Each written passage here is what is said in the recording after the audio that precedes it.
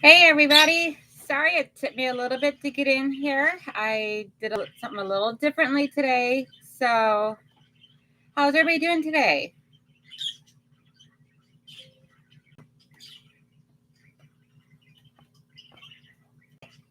I'm working off of my Surface Pro, and I think that this is going to end up being my permanent device I use and everything on this. So for now, today I am going to be discussing organizing legit kits. Yo, Patty G, how you doing, darling? So I organized my legit kit foundation paper pieces by doing the whole like 1-inch binders for the block of the months. And I label each of my binders with a number. With a number on the binder so that way I know what month it is. And I use sheet protectors. Sorry, trying to figure out where the camera is at. I use sheet protectors to put all my sleeve papers in, including my completed blocks. Like this one here was C1 for month 3. And there's my completed. The paper is still attached. That way there it keeps it all nice and organized. And I have all my other sheets here, my grids, my everything that comes with that month is all in here. And then I have my D1, D2A, and then I have a zipper pouch here, a binder zipper pouch. And I have all my fabrics in this for that month.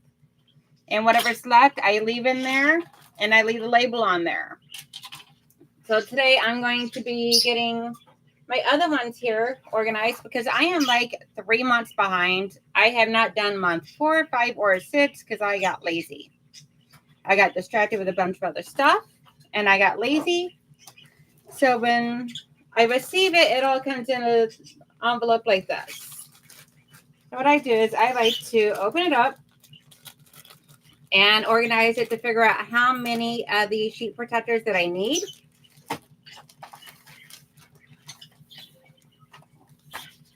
Oops, get back up here.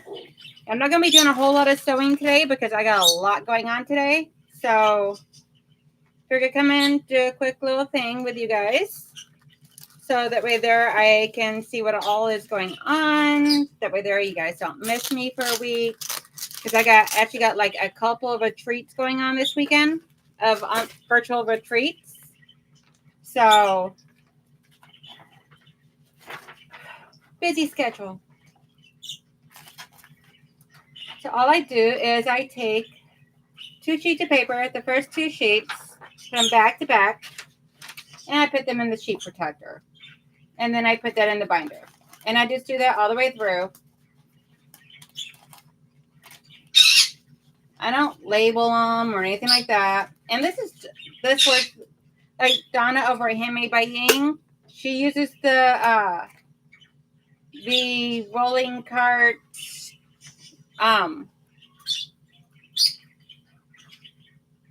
drawer method, which would work great as well. I just don't have the space for that. So I use a shelf, the bottom shelf on my workbench right here where I do all my ironing and cutting at. I use that for my binders.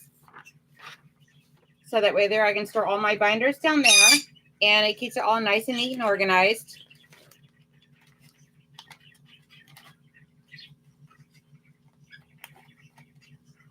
Yeah, I'm actually, this is the first one I've ever ordered, Patty G. Is the Vortex Legit Kit Block of the Month.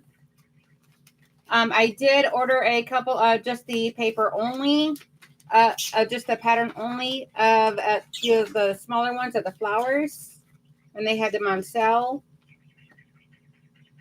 Other than that, I can't really afford to do a whole lot like that. So I think I put these in backwards. I did. Goodness gracious. Okay, so it needs to be like this. Okay. I swear to gosh, I am not good with like directions at times.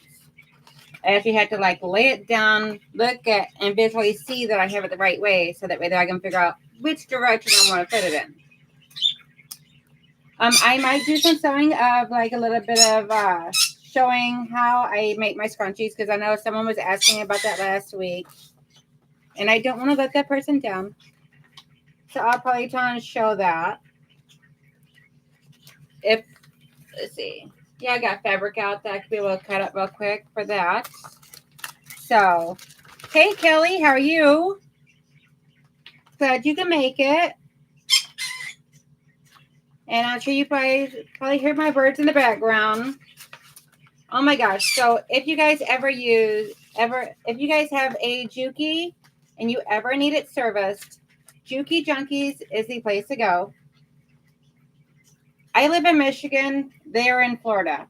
Yes, I did ship it to them. I actually had the manufacturer spot still from where I first got it, but they were absolutely amazing to deal with. I loved it, loved it, loved it.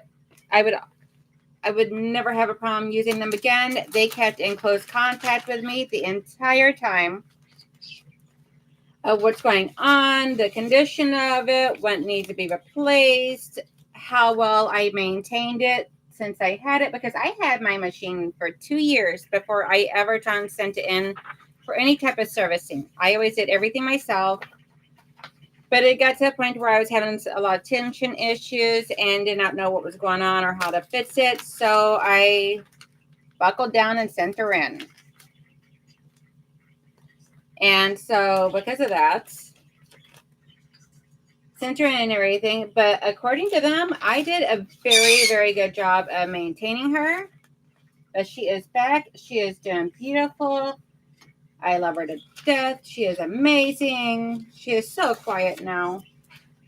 I mean, she was quiet before, but I don't recall her being this quiet. And when I sent her in, she was starting to make a noise whenever I first turned her on. But they done amazing. I swear. And for the price I paid, I think I got a good deal.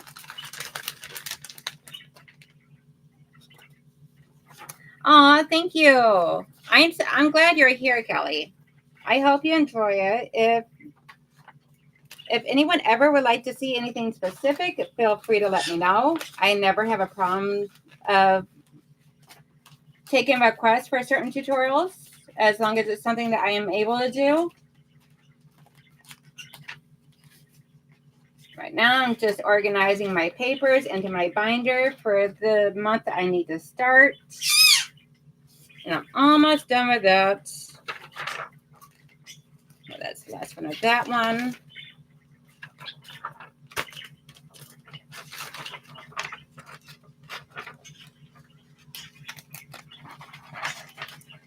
So what is everyone else working on today? Working on any big plans?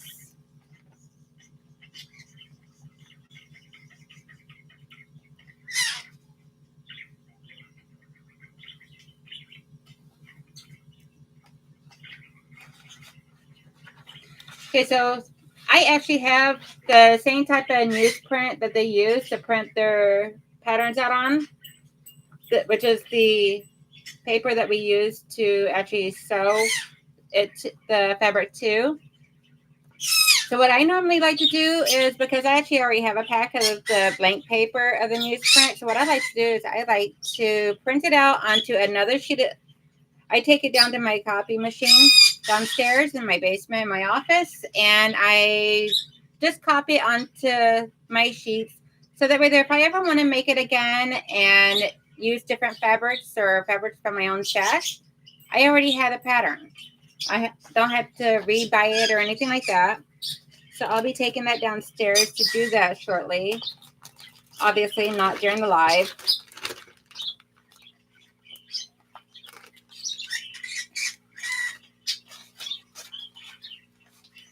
And as you guys can hear, Quasar, my green cheek sun conure, is wanting to be very vocal today and saying hi to everybody. So they are actually, they are right back there. And I'm usually sitting over at the machine right here behind me. But since I got my Juki back, I had to sit over here and play with her today because I missed her so much. She is like my main machine. I love her. She's amazing. I got 0 complaints out of her. Never gives me any problems. She's always reliable. Does exactly what I want her to do when I want her to do it. We just had a little misunderstanding before, and she needed a day at the spa. So I gave her a day at the spa. She was actually there for about a week or 2, but still, she needed a lot of love and care. And that is it as far as organizing my monthly binder. So now we have, and I always keep my 1/4-inch ruler in here. But now I have my intro page what it's supposed to look like when I get this month done.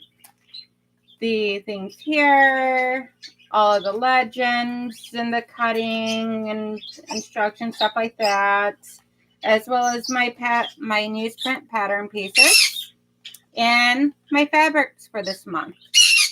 They'll fit nice and neatly in here. And all I got to do is look down here and grab my month 3 whenever I'm ready to do it, which I will be working on later today, most likely. Oh, and I have an update. The baby quilt that I started making a little bit ago, a couple weeks ago, whatnot, turns out all the blocks I did that on that thing, I had to scratch and take apart because the 2 fabrics I was using did not work out. It is what it is. I did not calculate. I just looked at it and go, okay, I should have enough. Turns out I did not. I had enough for like maybe half of the quilt, of the front of the quilt. So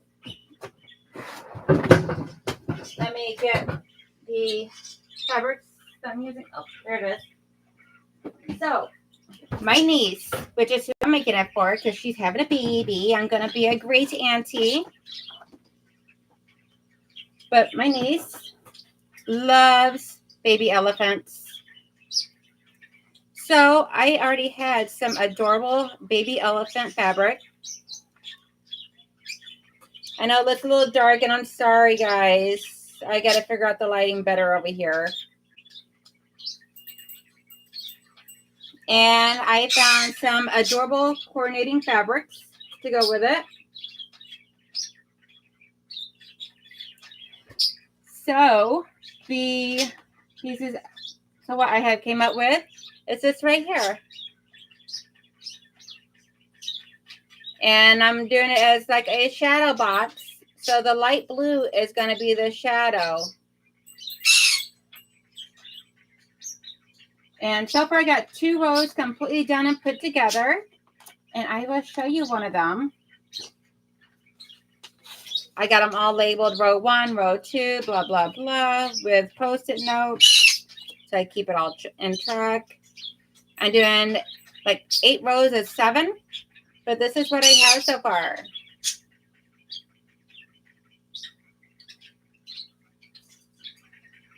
Nice, simple shadow box or illusion box. Depending on whose tutorial you watch. I got my idea from Jenny Doan from Missouri Star. So I'm going to be working on that this week so I can get that out to her because she's due to have that baby. It's her first baby. She's not due until January, but the first one you never know. It's a very good possibility that the first one can always be early or late or on time. You just can't tell with babies, especially on the first one.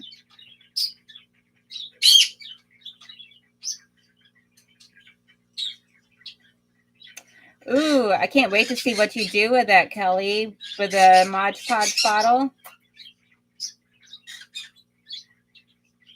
Yeah, I buy the packages of the newsprint paper from Amazon as well. Mine's not a super huge pack of it or anything. don't worry, I think it's like about yay big, yay thick of a pack, but I don't do a whole lot of paper piecing, so it will be super cute whenever. So it's like, I mean, it works for me, so it's good. So you love the elephants. It would be adorable. Thank you, Beverly. Yeah, I cannot wait for it to be done. I think it actually turning out better now than how I was doing it before. Because before I had a white background where the gray is, and gray like a dark blue for where the light blue is. But the white background was blending in way too much with the block, with the elephant block, and it was causing it to where you really couldn't tell the difference. It didn't really actually make that elephant block pop out like it's supposed to. So I think this will work a lot better. Oh, okay. Yeah, that would be a good reason to buy that.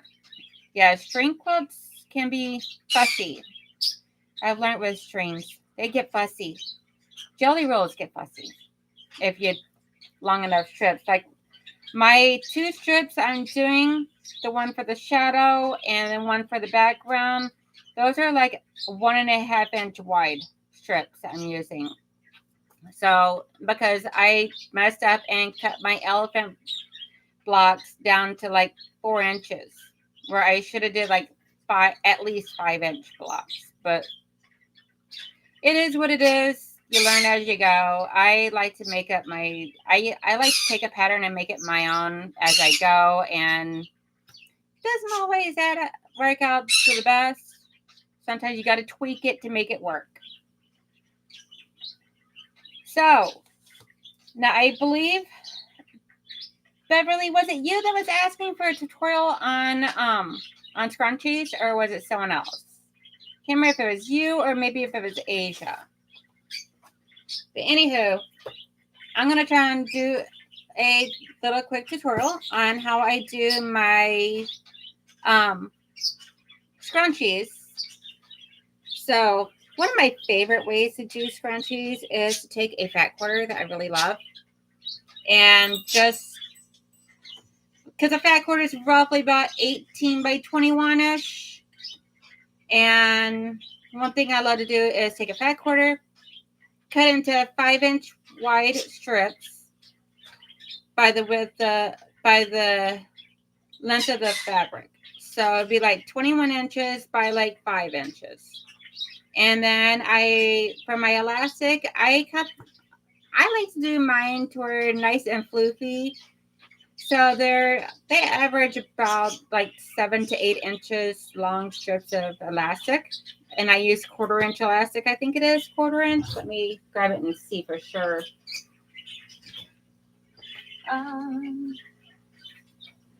So I buy rolls like this off of Amazon. A lot of my stuff I get off of Amazon. I'm horrible. I know. Okay, so my elastic is actually 1/2 inch elastic. That's right. I started off using 1/4 inch. I didn't like it because it seemed like if it wasn't reliable enough. So then I switched over to 1/2 inch because it seemed like if it took the stretching and the daily use a lot easier, because I love my scrunchies. My hair is almost always pulled back. I very rarely ever have my hair down. I don't like my hair in my face. During the work week, I have a headset on my head. So, and I don't like because it's a skinny little headset and with a mouthpiece and all. And I don't like it when it gets tangled up in my hair if my hair is down. So I keep my hair pulled back. When I'm doing stuff around the house or when I'm in hair sewing, I like to have my hair pulled back because it'd be horrible to have it down and get it stuck in a rotary cutter or anything. Honestly, hot glue gun, that would be bad. But yeah, that's about all I'm actually working on today. I'm going to be working on this baby quilts. Be working on getting my legit kits caught up because I also have an order for a queen size quilt that here soon you guys might actually see me work on some during the lives.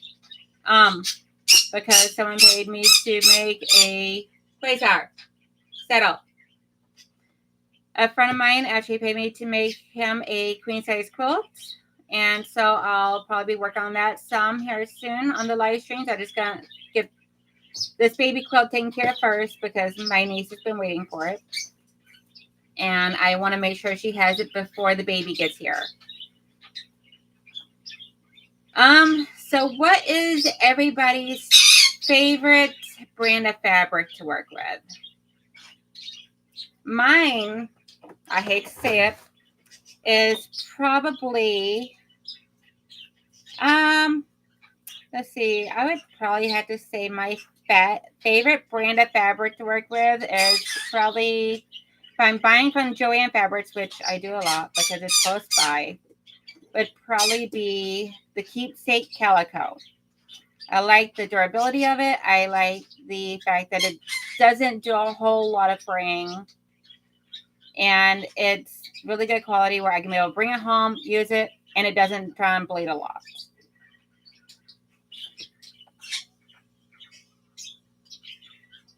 Not a problem, Kelly. Have a good day. I'm glad you came by. Thank you so much.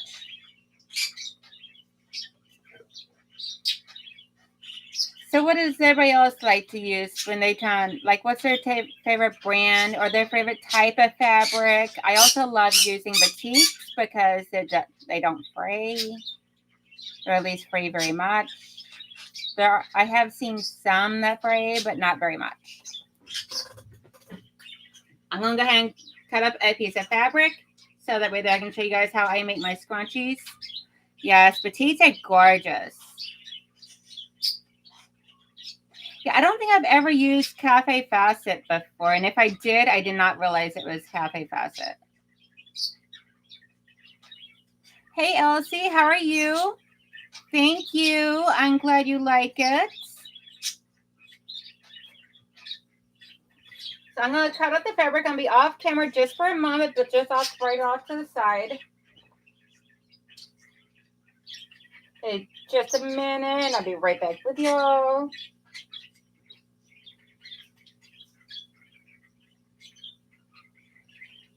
You know, it's that time of the year, so I'm going to do a Detroit Lions scrunchie. Never get enough of the Detroit Lions scrunchies because it's football season and they're a good seller.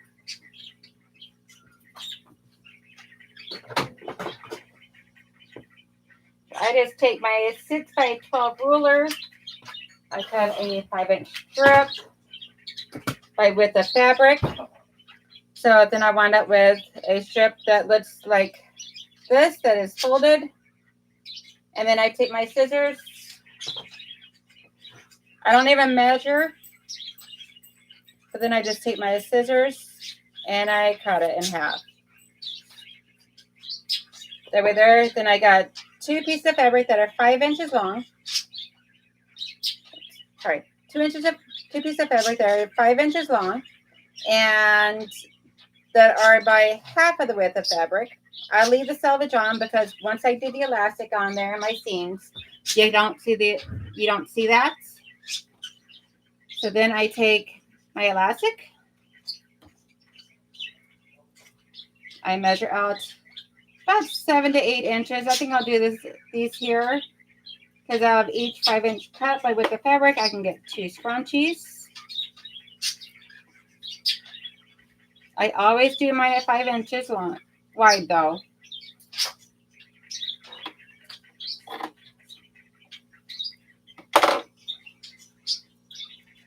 And then I just roll this back up. A lot of times what I'll do is I'll try and cut a bunch of these and put it into a drawer over there.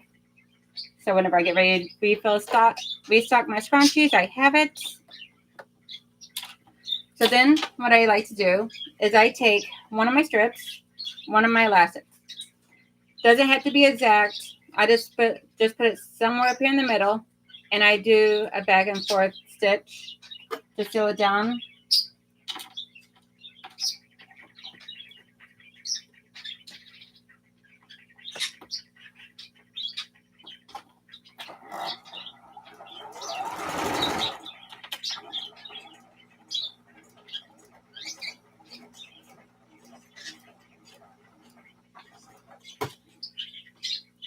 And then I just come in right behind it and do my other one.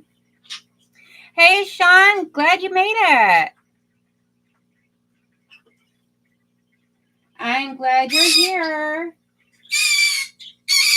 And as you hear, my birdies are going crazy back behind me.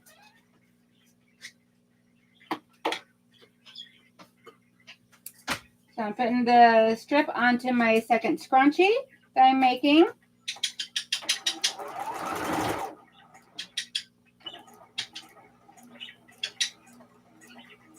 Now, one of my guys, either my husband or my son, most likely my son, just came in here. Must have seen that I was live and walked right back out. They don't like to be on the camera, which is fine. I have a green-cheeked Sun Conure, and then and he's the one that making all the ruckus right now that you hear. He likes to be center of attention. His name is Quasar, and he is the one. I'm trying to move it slowly so I don't mess up anybody's tummy. So he is the one in the big green cage right there. You might be able to see him over there on the pineapple that he has in there. He's got like a pineapple, or not pineapple, coconut shell toy that he likes to sit inside of. And then in the other, I got two cages right here. One has a lovebird and one has a budgie. The budgie is mine. His name is Sky. And then the lovebird is my oldest son that lives at home. His bird is Kiwi, and she is yellow with like a pinkish reddish head. Super cute.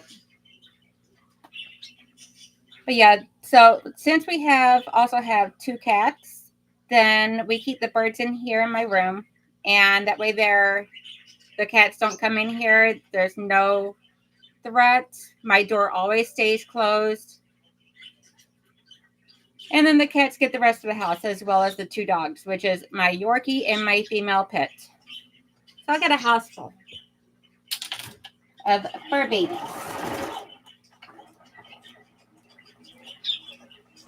So what I'm doing now is I sewed the elastic strip, 7-inch elastic strip to one end.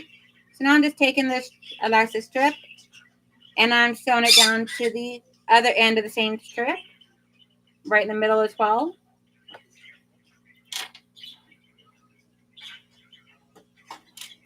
Sorry, I forgot to tell you I was doing that. Oh, and in the springtime, probably about April or May, probably around May, I'm thinking, based upon the weather, how it gets up here in Michigan, I will be doing some videos because I'm also my husband and son mainly, but I do occasionally help out. But we are also beekeepers for honeybees. We have 4 hives in the back behind my garage right now. And the guys just got them winterized yesterday. And I got them all ready to go for the Michigan winter because around this time the weather really starts turning to poo. So, in the springtime, once we start opening them up, getting them ready to go for the spring and summer, then my husband's already agreed. I'm going to be taking my camera out there and doing some live stream videos of us inspecting the hives and discussing the bees and their behavior and just helping out with a lot of education, because every time people bring it up to me, when they find, or my husband or my son, when they find out that we're beekeepers, sometimes they don't always have all the information or they have misinformation. So the more accurate we can get out there, the better. And plus, what's not to love about bees? They help pollinate our fruits and vegetables, our flowers. Without bees pollinating, then the animals don't have the plants that they need to eat. And then we don't have the animals or the plants that we need to eat. So it's all a circle of life. I can't wait to do it and everything. And I cannot believe my husband actually approved for him coming on camera to help out, which but technically we both be fully suited up and everything. So yeah, that'll be a lot of fun. And the crazy part is that bees don't really like cameras or anything black. To them, when they see something that is solid black, they look at it as a threat because out in the wild, honeybees come get attacked a lot by black bears of raiding their hives for their honey and their honeycomb. So anything in solid black, including humans in solid black, they don't like, and they kind of go up against. So we use the smokers to usually burning like pine needles or wood chips or whatnot to help keep them from passing on the alarm system to their fellow bees, so that way there keeps down on the attacks.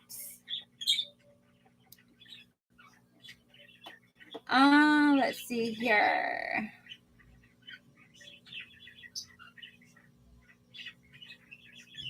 Yes, they are, Sean. They're actually originally from Australia, and I think one other place as well. But budgies is actually the Australian term for them, or budgeteers. And in America, we actually call them parakeets, but I still like calling them a budgie because I love the name better than parakeet. Parakeet has became too universal in America for a lot of the birds.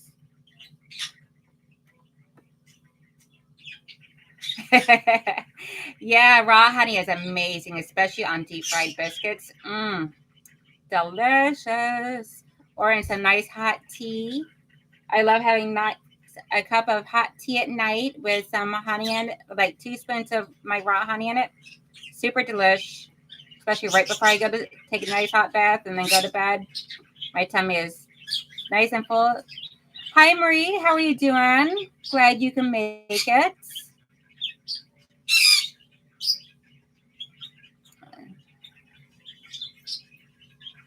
Yeah, funny thing is, Sean, my beekeeper soup is actually like a light pink. My husband's is a bright yellow, and my son's is a white. For whatever reason, my son is like about 5'7", 5'8", and which I don't know where he got the height from because I'm only 5'3".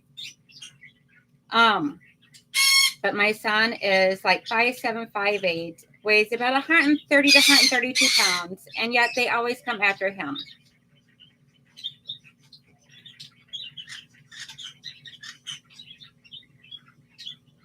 Oh, that is cool. Yeah, that would be interesting for me to look up and find out more about and everything, as far as like where the origin of their name of budgies or budgeteers, I think it is.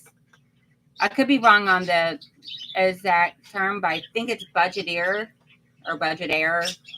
I'm not really for sure. I'll have to look it up and see. Do a little bit more research on that.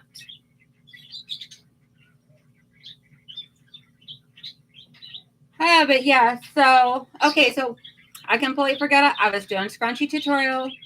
Sean, you got me all distracted on birds and bees. So once I get the elastic sewn to both ends of my strip, Quasar, you're not the center of attention right now. Calm down. I really need to move this mouse out of my way because I keep putting right over the words.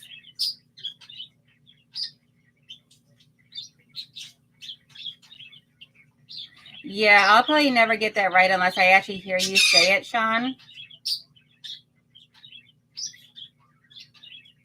Oh, goffins are so precious, Marie. Oh my gosh. My husband and I used to have a couple of I had one umbrella and one Moluccan cockatoo, and they were amazing. At the time, I had really bad severe migraines and didn't know what the cause was, and so because of the fact that when they screamed, you could hear them down the block, I couldn't tolerate the screaming, and so we had to rehome them, which I hated so much, and my husband hated doing, but for my health at the time because my migraines were bad enough where they were putting me in the hospital. But thankfully, we got that all under control because then I also had an African gray, and he was amazing. Most of the birds that we've had in the past were all rescues. So what I like to do is I take my piece of fabric, I fold it in half. I start about 2 inches down, and then that's where I start sewing. I do a back stitch just to lock it in. I sew all the way down to the other end until about 2 inches before the end. And I don't usually measure. I just estimate as long as it's about 1.5 inches to 2 inches. That way there, when I get ready to flip them and sew the ends together, I got enough room to manipulate the fabric. So let me go ahead and do that one.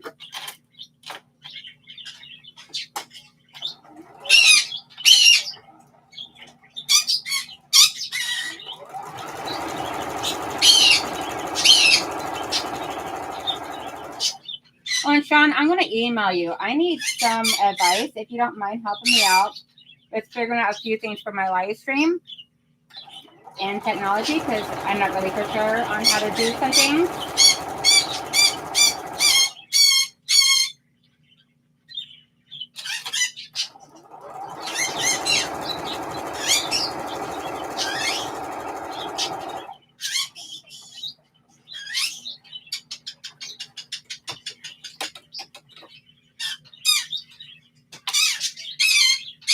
Oh, not a problem. Yeah, I never have a problem helping out with anything ever.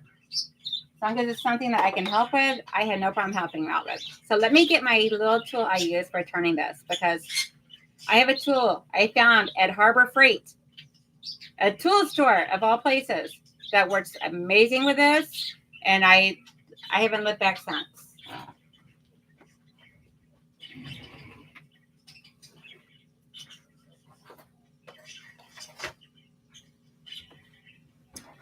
Believe it or not,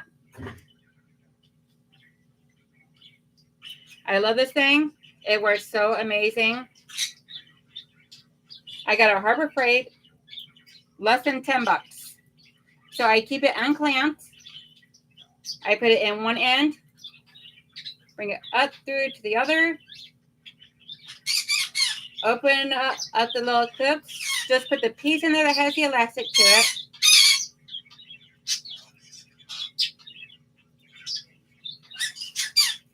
And then just flip it. Pull it right through. Easy peasy. Easy peasy lemon squeezy. And some people at this point will pin the elastic on the inside, because at this point you need to take the elastic and on both ends, bring them up further. Okay, let's see if I can do this in decent lighting. Sorry about the lighting, guys. I know there's a lot of shadow going on and casting and all. I had better sunlight coming in before the stream actually started. So what I do is I take both ends. Right here is the elastic on them both. I keep my thumb holding them down. And then I just try and sew, going right across the top, connecting the two ends together. So let me do that, and I'll come back and show you guys. And on that one there, I do about a 1/2 inch seam, just so that way there it helps reinforce the 1/4 inch seam I already done. And I back stitch. Some people will pin, some people will clip. I used to do both. I don't anymore, because I didn't really feel like I needed to. And the pins just always got stuck by them. The clips, I just got in my way. It did help until I got the method down pat really good. I just don't really choose that. I don't really feel like I need to anymore for doing this. So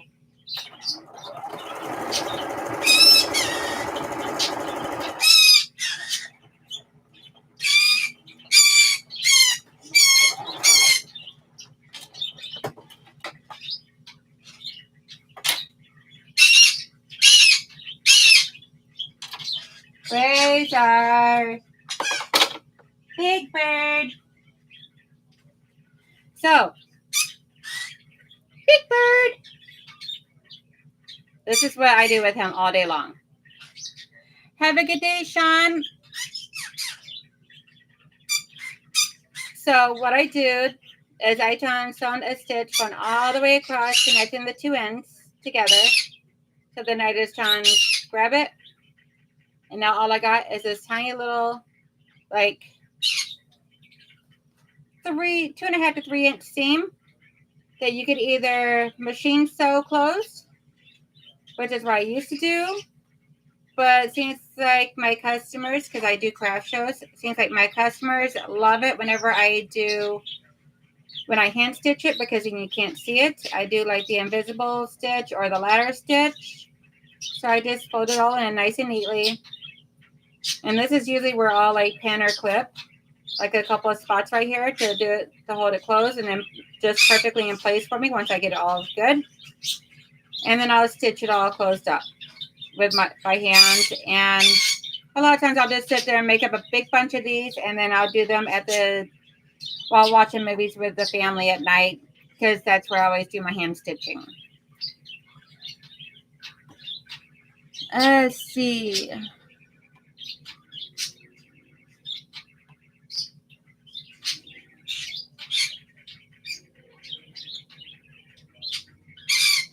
Oh, wow. Yeah, that would be so cool to see 100 budgies in the backyard. That would be so awesome to see them out in the wild.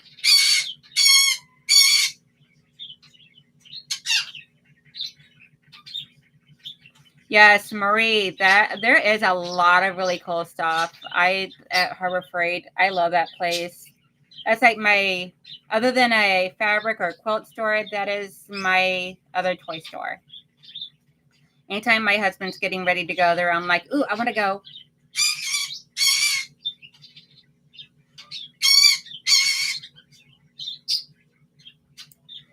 Have you ever done, I can't really see what it says.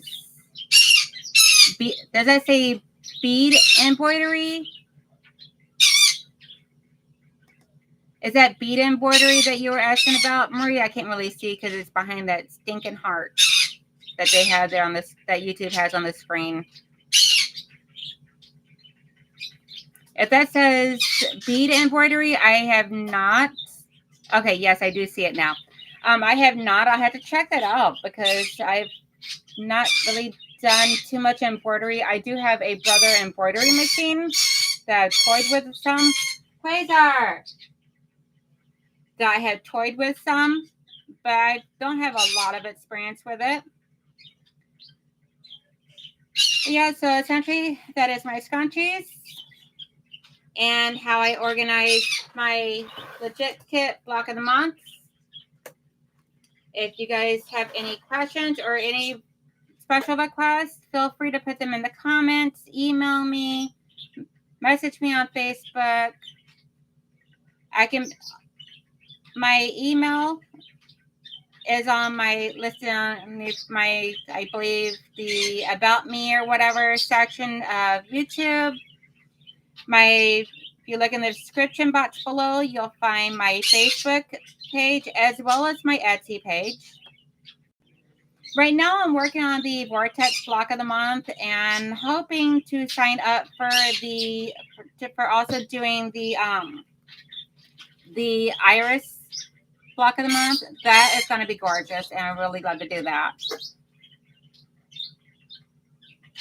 Thank you. I'm glad you like it, Phyllis.